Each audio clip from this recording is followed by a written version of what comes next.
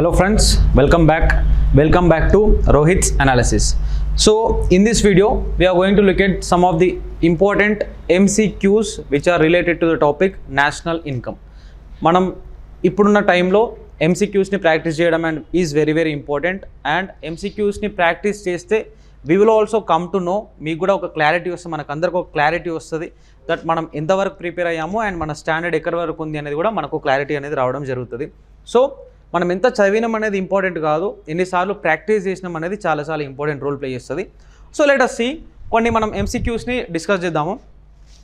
So if you go to the first one ఏంటంటే ఆర్థిక మరియు గణాంకాల రంగంలో కేంద్ర గణాంకాల సంస్థ ప్రస్తావనతో కింది స్టేట్మెంట్లో ఏది సరైనది?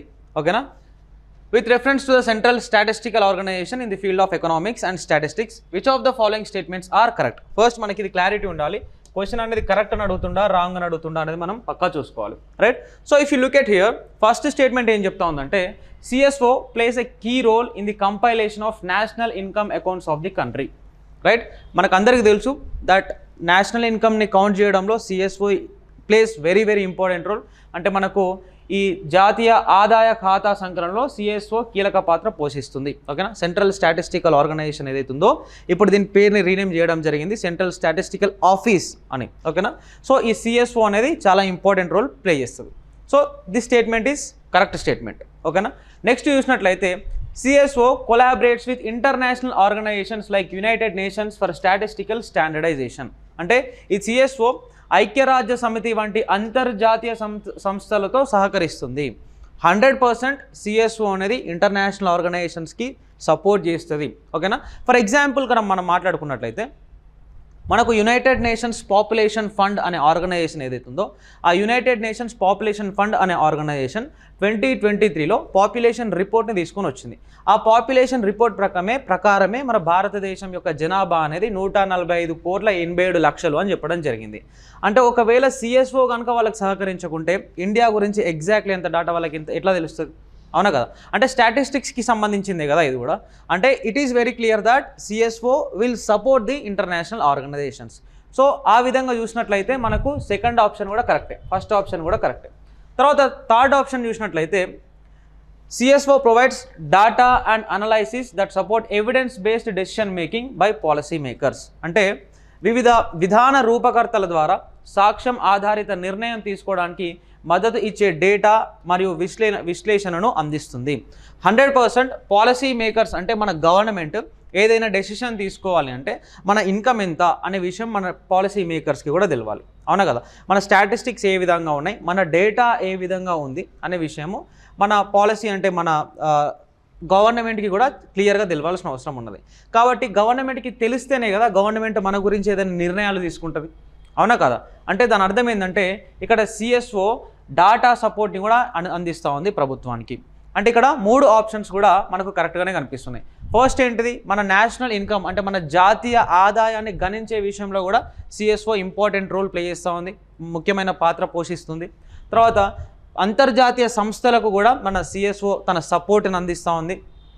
తర్వాత CSO data and analytic evidence based data ఏదైతే ఉందో దాన్ని కూడా ప్రొవైడ్ చేస్తూ ఉంది. ఇక్కడ వరకు ఈ 3 ఆప్షన్స్ కూడా కరెక్టే, ఓకేనా. ఈ 3 ఆప్షన్స్ కూడా కరెక్టే అంటే మనకి ఇక్కడ ఆన్సర్ ఏమవుతుందంటే that is fourth option A, B and C, ఓకేనా. A, B and C అనేది మనకు కనిపిస్తూ ఉంది. సో మనం CSO గురించి కొంత బేసిక్ డాటా బేసిక్స్ మాట్లాడుకోవాలంటే ఈ CSO అనేది మనకు 1951లో స్టార్ట్ అవ్వడం జరిగింది. ఏ సంవత్సరంలో?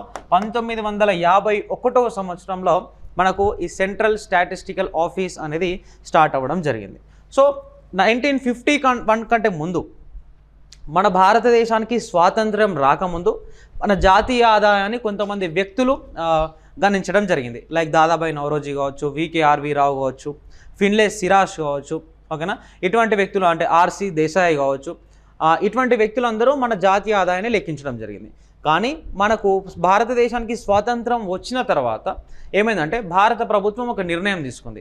అంటే ఇండివిజువల్ వ్యక్తులు అంటే ఒక్కొక్క పర్సన్ మన జాతీయ ఆదాయాన్ని లెక్కించడం కరెక్ట్ కాదు, దానికంటూ ఒక కమిటీ ఉండాలి అని committee on national income estimates, ఓకేనా, estimates committee on national income అనే దాన్ని తీసుకొని రావడం జరిగింది.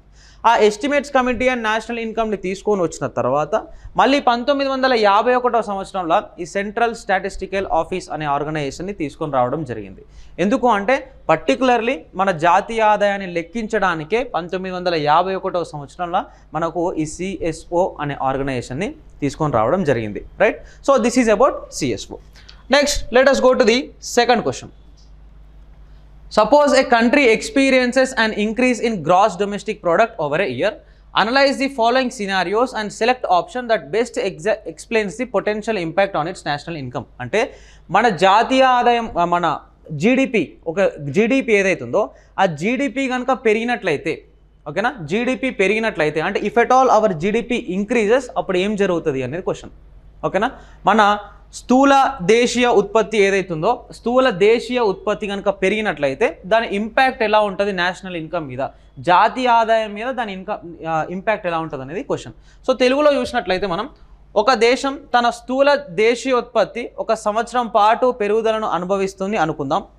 కింది దృశ్యాలను విశ్లేషించి దాని జాతీయ ఆదాయంపై సంభావ్య ప్రభావాన్ని ఉత్తమంగా వివరించే ఎంపికను ఎంచుకోండి.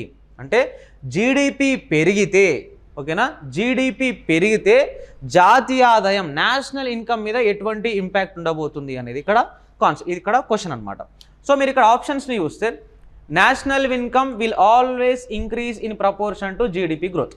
అంటే నేషనల్ ఇన్కమ్ జాతీయ ఆదాయం ఏదైతుందో అది ప్రతిసారి GDPకి సేమ్ రేషియోలో పెరుగుతుంది అనేది ఫస్ట్ ఆప్షన్. చూద్దాం కరెక్టో రాంగో చూద్దాం. Next, national income may increase or decrease or remain unchanged depending on factors like depreciation and net foreign income. Depreciation మీద, నెట్ ఫారెన్ ఇన్కమ్ మీద డిపెండ్ అయి ఉంటుంది. నేషనల్ ఇన్కమ్ అనేది పెరగొచ్చు తగ్గొచ్చు అని చెప్పేసి రెండో ఆప్షన్ చెప్తుంది. తరుగుదల మరియు నికర విదేశీ ఆదాయం వంటి అంశాలపై ఆధారపడి జాతీయ ఆదాయం పెరగవచ్చు లేదా తగ్గవచ్చు లేదా మారదు అనేది రెండవ ఆప్షన్. చూద్దాం ఏమవుతుందో. Third one, national income will decrease as GDP increases due to diminishing returns. ఇక్కడ ఏమంటుందంటే GDP పెరిగి జాతీయ ఆదాయం తగ్గుతుంది అంటుంది. చూద్దాం అది కూడా చూద్దాం. లాస్ట్కి national income remains static and unaffected by changes in GDP. ఓకేనా, GDPలో ఎటువంటి మార్పులు వచ్చినా జాతీయ ఆదాయంలో ఎటువంటి మార్పులు రావు, అది అలాగే ఉంటుందనేది మనకు నాలుగవ ఆప్షన్ చెప్తా ఉన్నది. సో మనం ఇక్కడ ఏ ఆప్షన్ కరెక్ట్ అనేది చూద్దాం. ఫస్ట్ ఇక్కడ చూసినట్లయితే మనము ఇక్కడ చూసినట్లయితే మనము GDP యొక్క ఫార్ములా రాద్దాం. ఫస్ట్ GDP యొక్క ఫార్ములా రాద్దాం. GDP యొక్క ఫార్ములా ఏంటిది? C+I+G+X-M అనేది GDP యొక్క ఫార్ములా, ఓకేనా.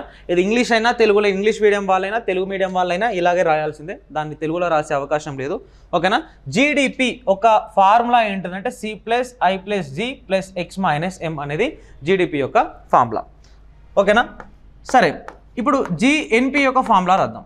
GNP యొక్క ఫార్ములా రాద్దాం. అదేంటిది? C+I+G+X-M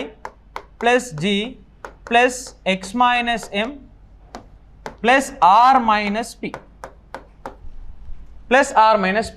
ఇప్పుడు నేను ఒక క్వశ్చన్ అడుగుతున్నా. క్వశ్చన్లో మళ్ళీ ఇంకొక క్వశ్చన్ ఏంటంటే ఈ రెండిటిలో జాతీయ ఆదాయం ఉందా లేదా, ఓకేనా. ఈ GDP అనేది పైన కనిపిస్తుంది, GNP అనేది కింద కనిపిస్తుంది. మరి ఈ రెండిట్లలో జాతీయ ఆదాయం ఉందా లేదా, ఒకవేళ ఉంటే ఏంటి, ఒకవేళ లేకుంటే ఏంటి, ఓకేనా అనేది ఆలోచించండి. సో నేను వీడియో పాజ్ చేసి మీరు ఆలోచించండి. నేను అంతలో చెప్తున్నా, ఈ రెండు కూడా జాతీయ ఆదాయాలు కాదు, ఈ రెండు కూడా జాతీయ ఆదాయాలు కాదు. మరి జాతీయ ఆదాయం ఏంటంటే NNP అనేది మనకు జాతీయ ఆదాయం. దాని ఫార్ములా కూడా రాద్దాం. C+I+G+X-M +R-P depreciation. అంటే ఈ GDP అనేది ఏదైతుందో GDP అనేది కేవలం మన దేశం యొక్క బౌండరీస్ లోపల ఎంతనైతే, అంటే మన దేశం సరిహద్దుల లోపల ఎంత ఉత్పత్తి జరిగిందో అది మాత్రమే తీసుకొని దానికి ఈ ఫారెన్ ట్రేడ్ను అంటే ఎగుమతులను దిగుమతులను కలుపుతుంది, ఓకేనా. C+I+G అంటే మన దేశం లోపల జరిగిన ఉత్పత్తి, ప్లస్ దీనికి ఫారెన్ ట్రేడ్ అంటే ఎక్స్ అంటే ఎగుమతులు ఎక్స్పోర్ట్స్, M అంటే ఇంపోర్ట్స్ దిగుమతులు, దాన్ని మాత్రమే తీసుకుంటుంది. అదే మనం GNPని కనుక తీసుకున్నట్లయితే ఇక్కడ C+I+G అంటే దేశం లోపల జరిగిన వాటిని తీసుకుంటుంది, ఎట్ ద సేమ్ టైం ట్రేడ్ని తీసుకుంటుంది అంటే ఎగుమతులను దిగుమతులను, ఎక్స్పోర్ట్స్ అండ్ ఇంపోర్ట్స్ని, at the same time R-P అంటే రిసిప్ట్స్ మైనస్ పేమెంట్స్ అంటే బయటి దేశం నుండి వస్తాయి కదా మనకు, బయట అంటే net factor income from abroad అంటాం, అంటే విదేశాల నుంచి వచ్చే ఆదాయాన్ని కూడా తీసుకుంటుంది. ఇక్కడ GNP. మరి NNP ఏం తీసుకుంటుంది అంటే C+I+G GDP, ఇక్కడ వరకు GDP, C+I+G + X-M వరకు ఇక్కడ వరకు GDP, ఇక్కడ వరకు R-P అంటే ఇక్కడ వరకు GNP దీన్ని కూడా తీసుకుంది. అంటే C+I+G + X-M + R-P minus depreciation. ఓకేనా, అంటే ఒక సంవత్సర కాలం మొత్తం వస్తువులను ఉత్పత్తి చేయడానికి మెషిన్స్ అనేటివి ఎంతో కష్టపడతాయి. అంత కష్టపడ్డప్పుడు అంటే ఎంతో వర్క్ చేస్తాయి, అంత వర్క్ చేసినప్పుడు ఎంతో కొంత ఖరాబ్ కూడా అవుతాయి అవి, అవునా కదా, ఎంతో కొంత చెడిపోతాయి. సో వాటిని వేర్ అండ్ టేర్ అంటాం మనం, అవునా కదా. ఆ వేర్ అండ్ టేర్ అయినప్పుడు దాన్ని డిప్రిసియేషన్ తీసేస్తాం మనం. అంటే ఎంతో కొంత ఖరాబ్ అవుతాయి కదా. లాస్ట్ ఇయర్ నువ్వు కొత్త మెషిన్ తీసుకొచ్చినావు, ఇప్పుడు ఈ ఇయర్ దాన్ని అమ్మాలనుకుంటున్నావు, నీకు సేమ్ ప్రైస్ వస్తుందా అంటే 100% రాదు. మరి ఆ 100% రాదు అనే దాన్ని మనం ఏమంటున్నాం అంటే డిప్రిసియేషన్ అంటున్నాం. డిప్రిసియేషన్ తీసేయాలి అంటే C+I+G + X-M + R-P నుండి ఈ GNP నుండి డిప్రిసియేషన్ తీసేస్తే మనకు వచ్చేదే NNP. ఈ NNP అనేది ఏదైతుందో అది నిజమైన జాతీయ ఆదాయం. NNP అనేది నిజమైన జాతీయ ఆదాయం. మరి ఇక్కడ పైన కనిపిస్తున్న GDP కనుక పెరిగితే ఇక్కడ కనిపిస్తున్న జాతీయ ఆదాయం పెరుగుతుందా పెరగదా అనేది పాయింట్. ఓకేనా, ఫర్ ఎగ్జాంపుల్ మన GDP 100 రూపీస్ ఉందనుకుందాం, GDP 100 రూపీస్ ఉందనుకుందాం. సో ఇక్కడ వరకు తీసుకుంటే మనకు 100 రూపీస్, ఇక్కడ వరకు తీసుకుంటే 100 రూపీస్, GDP 100 రూపీస్ కాబట్టి ఇక్కడ వరకే కదా GDP మనది 100 రూపీస్. ఓకేనా, 100 రూపీస్ ఉంది అంటే ఇప్పుడు నార్మల్గా ఇప్పుడు GDP 120 రూపాయలు అయింది అనుకోండి, పైన ఇక్కడ కూడా 120 రూపీస్ అయింది. కానీ తర్వాత R-P కూడా ఉంది కదా, అంటే మనకు విదేశాల నుండి వచ్చే ఇన్కమ్ పెరగొచ్చు తగ్గొచ్చు. ఓకేనా, విదేశాల నుండి వచ్చే ఇన్కమ్ పెరగొచ్చు తగ్గొచ్చు. డిప్రిసియేషన్ కూడా కొంచెమే డిప్రిషియేట్ కావచ్చు, చాలా డిప్రిషియేట్ కావచ్చు. అంటే మనం అర్థం చేసుకోవాల్సింది ఏంటంటే ఓన్లీ GDP అనేది నేషనల్ ఇన్కమ్ మీద ఇంపాక్ట్ చూపించదు. ఓన్లీ GDP అనేది మన నిజమైన జాతీయ ఆదాయం మీద ఎటువంటి ఇంపాక్ట్ చూపించదు.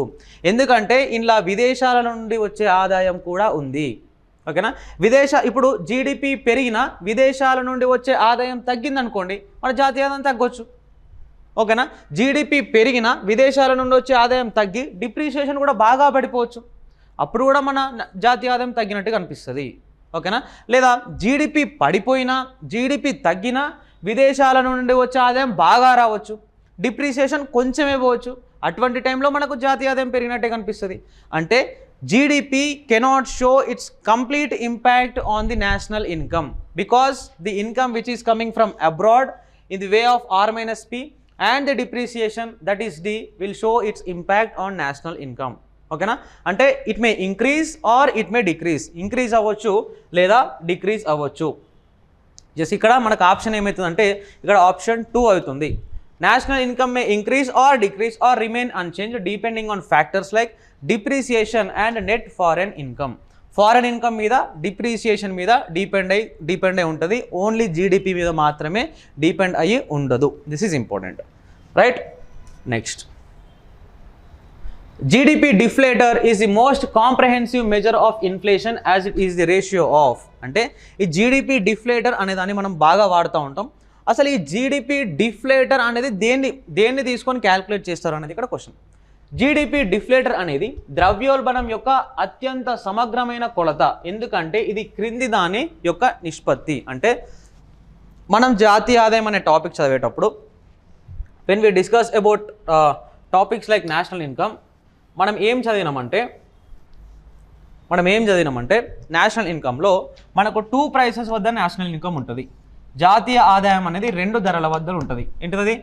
National income at current prices, ప్రస్తుత ధరల వద్ద జాతీయ ఆదాయం. ప్రస్తుత ధరల వద్ద జాతీయ ఆదాయం. ఓకేనా? నెక్స్ట్ ఇది చూసినట్లయితే national income at constant prices. National income at constant prices అంటే స్థిర ధరల వద్ద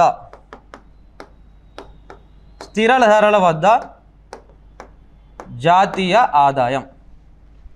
ఓకేనా? ఈ నేషనల్ ఇన్కమ్ ఎట్ కరెంట్ ప్రైసెస్ని మనం ఏమన్నాం? నామినల్ నేషనల్ ఇన్కమ్ అన్నాం. ఏమన్నాం? నామినల్ నేషనల్ ఇన్కమ్ అన్నాం. అవాస్తవమైన జాతీయ ఆదాయం, వాస్తవమైన జాతీయ ఆదాయం కాదు. ఈ నేషనల్ ఇన్కమ్ ఎట్ కాన్స్టాంట్ ప్రైసెస్ని మనం ఏమన్నాం? రియల్ నేషనల్ ఇన్కమ్ అన్నాం. What did we say? We said that as real national income. అసలైన జాతీయ, వాస్తవమైన జాతీయ ఆదాయం అన్నాము. ఓకేనా?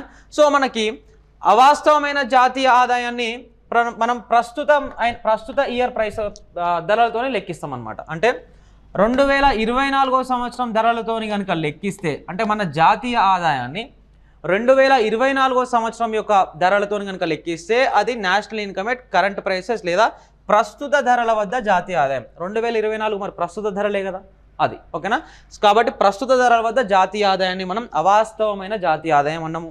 తర్వాత national income at constant prices, స్థిర ధరల వద్ద జాతీయ ఆదాయం. అంటే 2024 సంవత్సరంలో వచ్చిన జాతీయ ఆదాయాన్ని 2011-12 సంవత్సరమైన బేస్ ఇయర్ లేదా బేస్ సంవత్సరంతో కనుక లెక్కిస్తే మనకు వచ్చేదే నిజమైన జాతీయ ఆదాయము అన్నాము.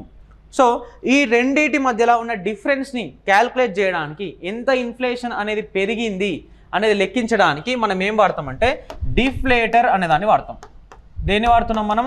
డిఫ్లేటర్ అనేదాన్ని వాడుతున్నాం. డిఫ్లేటర్ అనేది వాడాలంటే మనం ఏం వాడుతున్నాం? Nominal national income by real national income తీసుకుంటాం. Nominal national income by real national income తీసుకుంటాం. మరి నామినల్ నేషనల్ ఇన్కమ్ అని దేని అంటున్నాం? కరెంట్ ప్రైసెస్ని అంటున్నాం. National income at current price, ప్రస్తుత ధరలని అంటున్నాం. మరి nominal income at constant prices దేని అంటున్నాం? స్థిర ధరల వద్ద జాతీయ ఆదాయాన్ని అంటున్నాం. సో మరి కరెంట్ ప్రైసెస్, కాన్స్టాంట్ ప్రైసెస్ క్వశ్చన్లో ఉన్నాయో చూద్దాం. ఎస్, మనకు ఫస్ట్ ఆప్షన్లోనే కనిపిస్తుంది GDP at current prices to GDP at constant prices.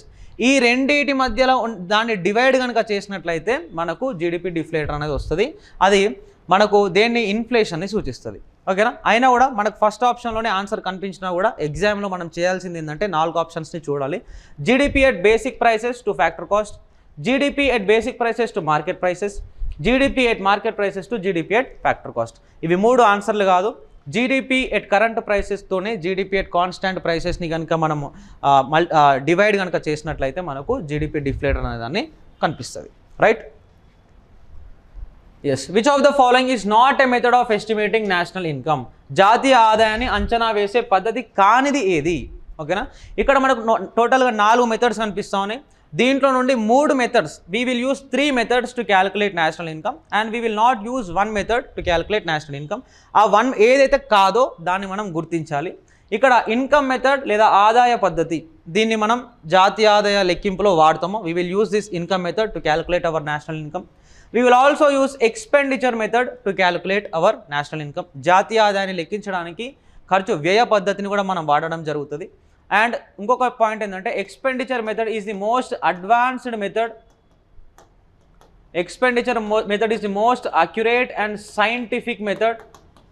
And this expenditure method is used by developed countries. అభివృద్ధి చెందిన దేశాలు ఏవైతే ఉంటాయో, అభివృద్ధి చెందిన దేశాలు ఈ ఎక్స్పెండిచర్ మెథడ్ లేదా ఖర్చు పద్ధతి లేదా వ్యయ పద్ధతిని వాడుతూ ఉన్నాయి తమ జాతీయ ఆదాయాన్ని లెక్కించుకోవడానికి. ఓకేనా? తర్వాత export and import method. No, this is the wrong answer. అంటే ఈ ఎక్స్పోర్ట్ అండ్ ఇంపోర్ట్ మెథడ్ అనేది మన జాతీయ ఆదాయ లెక్కింపులో లేదు. ఓకేనా? వాల్యూ యాడెడ్ మెథడ్, ఖచ్చితంగా విలువ జోడింపు పద్ధతి ఏదైతే ఉందో ఇది మన జాతీయ ఆదాయంలో దీన్ని కూడా వాడతాం. అంటే ఇక్కడ ఈ మెథడ్ని మనం వాడము, ఎగుమతి దిగుమతి పద్ధతి అనే దాన్ని వాడము. మన క్వశ్చన్లో ఏమన్నాడు? ఏదైతే దేన్ని యూజ్ చేయమో అది గుర్తించమన్నాడు. కాబట్టి మనం ఎక్స్పోర్ట్ ఇంపోర్ట్ మెథడ్ అనే దాన్ని వాడము. కాబట్టి this will be the right answer. Clear? Yes. Consider a scenario where a country's GNP, gross national product, is greater than its GDP. Which one of the following conditions is most likely responsible for this difference? ఒక దేశం యొక్క GNP, స్థూల జాతీయ ఉత్పత్తి, దాని GDP అంటే స్థూల దేశ ఉత్పత్తి కంటే ఎక్కువగా ఉన్న దృష్టాంతాన్ని పరిగణించండి.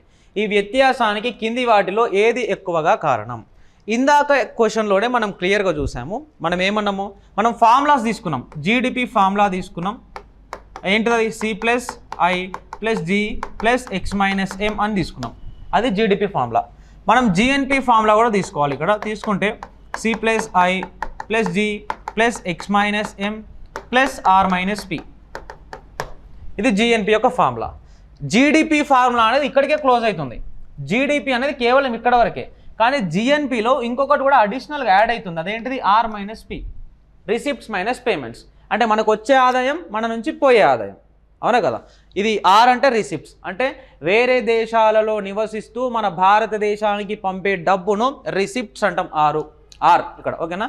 మనకు ఆదాయం అంటే వేరే దేశాలలో నుండి వచ్చే ఆదాయం. ఇక్కడ పి అంటే ఏంటిది, పేమెంట్స్, అంటే వేరే దేశాల వాళ్ళు వచ్చి మన దేశంలో ఉంటూ మన దేశంలో డబ్బులు సంపాదించి వాళ్ళ దేశానికి తిరిగి పంపించడాన్ని పేమెంట్స్ అంటాం. అండ్ అదృష్టం కొద్దీ ప్రతి సంవత్సరం కూడా R-P అనే విషయంలో, అంటే వేరే దేశాల నుండి మన దేశానికి డబ్బు వచ్చే విషయంలో ప్రపంచం మొత్తంలో మొదటి స్థానంలో ఉన్న దేశం ఏంటిదంటే మన భారతదేశమే. India is in first place in net factor income from abroad, ఓకేనా. R-Pలో ఇండియా ఫస్ట్ ప్లేస్లో ఉంది, సెకండ్ ప్లేస్లో చైనా అనే కంట్రీ ఉంది, గుర్తుపెట్టుకోండి. సో ఏమై ఉంటుందో చూద్దాం. వెన్ ఇంపోర్ట్స్ ఎక్సీడ్ ఎక్స్పోర్ట్స్, ఇక్కడ ఇంపోర్ట్స్కి ఎక్స్పోర్ట్స్కి ఎక్కువ రిలేషన్ లేదు. When prices are experiencing deflation, actually this is completely wrong answer అవుతుంది. When exports exceed imports, exports imports గురించి మాట్లాడుతూ ఉన్నారు. When the country has a positive net foreign income, yes, ఎప్పుడైతే net foreign income అనేది R-P ఎక్కువగా ఉంటుందో, ఇప్పుడు ఇక్కడ వరకే జీడిపి అయిపోయింది, ఈ జిఎన్పిలో ఇది కూడా యాడ్ అవుతుంది కదా. ఇది కూడా యాడ్ అయినప్పుడు ఖచ్చితంగా జిఎన్పి ఎక్కువ ఉంటుంది కదా, అవునా కదా. సో జిఎన్పికి దేనికి సంబంధం అంటే పాజిటివ్ నెట్ ఫారెన్ ఇన్కమ్ ఉన్నప్పుడు. ఫర్ ఎగ్జాంపుల్ మాట్లాడుకుందాము, ఈ జీడిపి 100 రూపీస్ అయింది, ఓకేనా. అంటే ఇక్కడ కూడా జీడిపి ఉంది, అంటే ఈ 100 రూపీస్కి ఇంకా R-Pని కలిపితే జిఎన్పి అవుతుంది. జీడిపి 100 రూపీస్, ఇక్కడ వరకు 100 రూపీస్, ఈ ఫామ్లో ఇక్కడ వరకు, ఈ ఫామ్లో ఇక్కడ వరకు 100 రూపీస్ అవుతా ఉంది. ప్లస్ R-P ఉంది కదా, R-P కలిపితే ఒక 20 రూపీస్ అన్న రావా. అంటే ఇక్కడ ఇంకొక కిటుకు ఉంది. ఒకవేళ మన దేశం వాళ్ళు వేరే దేశాలకు వెళ్ళకుండా మన దేశంలోనే ఉండి వేరే దేశాల వాళ్ళు మన దేశంలో ఉంటూ ఎక్కువ పైసలు వాళ్ళ దేశానికి పంపిస్తే మనం ఇక్కడ లాస్ట్లో ఉంటాం. కానీ మన సిచ్యువేషన్ అది కాదు, మనమే వేరే దేశాలలో ఎక్కువగా ఉంటూ మన దేశానికి డబ్బులు పంపిస్తున్నాం. కాబట్టి కనీసం ఒక 20 రూపీస్ అని వస్తాయి. అట్లాంటప్పుడు జిఎన్పి ఎంత అవుతుంది, 100 + 20 కదా, ఎంత అవుతుంది, 120 అవుతుంది. అంటే జీడిపి కంటే జిఎన్పి ఎక్కువ ఉంటుంది. ఎప్పుడు ఎక్కువ ఉంటుంది అంటే ఫారెన్ ఇన్కమ్ యాడ్ అయినప్పుడు, ఫారెన్ ఇన్కమ్ పాజిటివ్ రేట్లో ఉన్నప్పుడు జీడిపి కంటే జిఎన్పి అనేది ఎక్కువగా ఉంటుంది. Right, yes. Who among the following had done pioneering work on Indian national income, మన నేషనల్ ఇన్కమ్, మన జాతీయ ఆదాయాన్ని లెక్కించడంలో కింది వారిలో భారత జాతీయ ఆదాయంపై మార్గదర్శకంగా పనిచేసిన వారు ఎవరు అంటే ఆప్షన్స్ చూసినట్టయితే ప్రొఫెసర్ వికే.ఆర్వి రావ్, తర్వాత పిఎన్ ధర్, తర్వాత ప్రొఫెసర్ షినాయ్, తర్వాత జగదీష్ భగవతి. ఈ ఆప్షన్స్ మనకు కనిపిస్తూ ఉన్నాయి. And the answer is professor V K R V Rao, ఓకేనా. ప్రొఫెసర్ వికే.ఆర్వి రావ్ ఎవరైతున్నారో హీ ఈజ్ ది, మన క్వశ్చన్ వస్తుంది ఎగ్జామ్లో, ఇతను ఎవరంటే హీ క్యాల్కులేటెడ్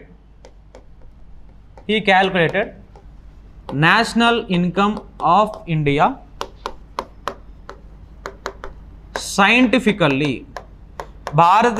భారతదేశ యొక్క జాతీయ ఆదాయాన్ని శాస్త్రీయంగా లెక్కించిన మొట్టమొదటి వ్యక్తి ఎవరు, ఓకేనా. శాస్త్రీయంగా, సైంటిఫికల్లీ భారతదేశం యొక్క జాతీయ ఆదాయాన్ని శాస్త్రీయంగా లెక్కించిన మొట్టమొదటి వ్యక్తి ఎవరు అనే క్వశ్చన్కి మన ఆన్సర్ ఏంటిది, ప్రొఫెసర్ వికే.ఆర్వి రావ్, ఓకేనా. మరి శాస్త్రీయంగా లెక్కించిండు అంటే ఏం చేశాడు అతను అంటే, అతను మన భారతదేశం యొక్క ఎకానమీని, మన ఆర్థిక వ్యవస్థని 2 రంగాలుగా విభజించిండు, 2 సెక్టార్స్గా క్లాసిఫై చేసిండు. ఒకటి అగ్రికల్చర్ సెక్టార్ అండ్ ఇంకొకటి ఏంటంటే కార్పొరేట్ సెక్టార్. 2 రంగాలుగా విభజించి ఈచ్ రంగాన్ని క్యాల్కులేట్ చేసి రెండింటిని యాడ్ చేసి మనకు మన నేషనల్ ఇన్కమ్ని చెప్పడం జరిగింది. According to him the national income of India was some 1680 crores. ఎంత, 1680 కోట్లు మన భారతదేశ జాతీయ ఆదాయం. ఎవరి ప్రకారం, మన వికే.ఆర్వి రావ్ సార్ ప్రకారం. ఆయన 1930లలో 1930sలో మన జాతీయ ఆదాయాన్ని క్యాల్కులేట్ చేయడం జరిగింది, ఓకేనా. ఇది very very important, right. Yes, national income committee was constituted by the government of India in 1949. Who among the following are its members, ఓకేనా. జాతీయ ఆదాయ కమిటీని 1949లో భారత ప్రభుత్వం ఏర్పాటు చేసింది. దానిలో కింది వాటిలో ఎవరు సభ్యులు? ఓకేనా, మనం ఏం మాట్లాడుకున్నామంటే స్టార్టింగ్ క్వశ్చన్ మాట్లాడినప్పుడు మనం సిఎస్ఓ గురించి మాట్లాడినప్పుడు మనం ఏమన్నాము, ఫస్ట్ మన జాతీయ ఆదాయాన్ని దాదాబాయి నౌరోజీ లెక్కించడం జరిగింది, తర్వాత వికేఆర్వి రావు సార్ లెక్కించడం జరిగింది, తర్వాత ఫిన్లే సిరాజ్, ఆర్సి దేశాయ్ ఇటువంటి వాళ్ళు లెక్కించడం జరిగింది. దాని తర్వాత భారత ప్రభుత్వం 1949లో ఆగస్టు 4th రోజు ఒక జాతీయ ఆదాయ కమిటీని తీసుకొచ్చింది. ఓకేనా, committee on national income estimates. ఓకేనా, నేషనల్ ఇన్కమ్ ఎస్టిమేట్స్ కోసం ఒక కమిటీని తీసుకొచ్చింది ఆగస్టు 4వ తారీఖు 1949వ సంవత్సరం. దాంట్లో మెంబర్స్ ఎవరు అని అడుగుతున్నారు ఇక్కడ. ఓకేనా, దాంట్లో చూసినట్లయితే చూద్దాము. Mahalanobis, Gadgil, doctor B R Ambedkar, professor V K R V Rao. మీరు ఇన్ జనరల్గా ఆలోచించిన doctor B R Ambedkar will not be part of this. ఓకేనా, డాక్టర్ బిఆర్ అంబేద్కర్ ఎట్లాగో ఈ నేషనల్ ఇన్కమ్ ఇటువంటి వాటికి డాక్టర్ బిఆర్ అంబేద్కర్కి ఎటువంటి సంబంధం లేదు. కాబట్టి మనం సి అనే ఆప్షన్ ఉన్నదాన్ని అయినా తీసేయచ్చు ఈజీగా. ఇక్కడ సి కనిపిస్తూ ఉంది మనకి, దీన్ని తీసేయచ్చు, ఫస్ట్ ఆప్షన్ని కొట్టేయచ్చు. ఓకేనా, తర్వాత మనకి బి అండ్ సి ఇక్కడ కనిపిస్తుంది కాబట్టి థర్డ్ ఆప్షన్ని కొట్టేయచ్చు. అండ్ ఏసిడి అనేది కనిపిస్తుంది కాబట్టి ఇది కూడా రాంగ్. ఓకేనా, సో మనకు మిగిలిన ఆప్షన్ ఏంటంటే ఏ, బి అండ్ డి మాత్రమే. A means professor P C Mahalanobis. ఈ పిసి మహలనోబిస్ ఎవరైతే ఉన్నారో he was the chairman of that committee. 1949లో వచ్చిన నేషనల్ ఇన్కమ్ ఎస్టిమేట్స్ కమిటీకి చైర్మన్ ఎవరు అనే క్వశ్చన్ వచ్చినప్పుడు మన ఆన్సర్ ఏంటిది? మహలనోబిస్. అండ్ మిగతా ఇద్దరు మెంబర్స్ ఎవరు అంటే మనకు professor D R Gadgil and professor V K R V Rao. Very very simple question. Ambedkar గారిని ఒక్కరిని మనం ఎలిమినేట్ చేసినట్లయితే ఇక్కడ నుండి మనకి ఈజీగా ఆన్సర్ అనేది వస్తుంది. జనరల్గా కూడా ఆన్సర్ని చేయొచ్చు. Yes, the personal income which is left with the individual after payment of all direct taxes is called as. ఓకేనా, పర్సనల్ ఇన్కమ్ నుంచి దేన్ని తీసేస్తే మనకు మన ట్యాక్సెస్ని తీసేస్తే మనకు వచ్చేది ఏంటిది అనేది ఇక్కడ క్వశ్చన్. ఫస్ట్ మనం అర్థం చేసుకోవాలి, పర్సనల్ ఇన్కమ్ అంటే ఒక వ్యక్తికి వచ్చే ఆదాయం. పర్సనల్ ఇన్కమ్ అంటే ఏంటిదంటే ఒక వ్యక్తికి వచ్చే ఆదాయం. ఆ పర్సనల్ ఇన్కమ్ని మొత్తాన్ని ఖర్చు పెట్టుకునే అంటే వ్యక్తిగత ఆదాయం అంటాం మనం. ఓకేనా, వ్యక్తిగత ఆదాయాన్ని ఖర్చు పెట్టుకునే వ్యక్తిగత ఆదాయం లేదా వ్యష్టి ఆదాయం అంటాం. వ్యష్టి ఆదాయం, వ్యష్టి ఆదాయం. ఈ వ్యష్టి ఆదాయాన్ని ఖర్చు పెట్టుకునే అధికారం ఎవరికి కూడా ఉండదు. ఓకేనా, అంటే మీకు డౌట్ రావచ్చు, అదేంటి మా పర్సనల్ ఇన్కమ్, మా వ్యష్టి ఆదాయము, మేము కష్టపడి సంపాదించుకుంటే వచ్చిన డబ్బులు మమ్మల్ని ఖర్చు పెట్టుకోవడానికి రైట్ లేదంటే ఎలా అని మీరు అనొచ్చు. కరెక్టే, మీరే సంపాదించుకున్నారు కరెక్టే, కానీ ఒక చిన్న టాస్క్ ఉన్నది. అది ఏంటిదంటే మీరు ట్యాక్సెస్ కట్టాలి. You have to pay the taxes. Personal income నుండి ట్యాక్సెస్ని పర్సనల్ ఇన్కమ్ మైనస్ ట్యాక్స్ అని కట్టాలి. ఒకవేళ నీ ఆదాయం కంటే కనుక 2,50,000 కంటే ఎక్కువ ఉంటే ఒక సంవత్సరానికి నువ్వు అప్పుడు ఇన్కమ్ ట్యాక్స్ అనేది కట్టాలి. అట్ ద సేమ్ టైం నువ్వు ఇంటి పన్ను కట్టాలి, కరెంటు బిల్లు కట్టాలి, వాటర్ ట్యాక్స్ కట్టాలి. ఇటువంటి రెస్పాన్సిబిలిటీస్ అన్నీ ఉన్నాయి మనకు. ఓకేనా, ఇటువంటి రెస్పాన్సిబిలిటీస్ అని ఏ విధంగా ఉన్నాయి? In the form of taxes ఉన్నాయి. కాబట్టి నీకు వచ్చిన పర్సనల్ ఇన్కమ్ నుంచి, నీకు వచ్చిన వ్యష్టి ఆదాయం నుంచి నువ్వు కనుక ట్యాక్సెస్ అంటే ఏంటిది? ట్యాక్సెస్ని కనుక చెల్లించినట్లయితే, ట్యాక్స్ అండ్ పన్నులను చెల్లించినట్లయితే నీకు మిగిలే ఆదాయం ఏంటి అనేది ఇక్కడ క్వశ్చన్. ఇక్కడ మనం ఆప్షన్ చూసినట్లయితే disposable income, surplus income, real income, personal income.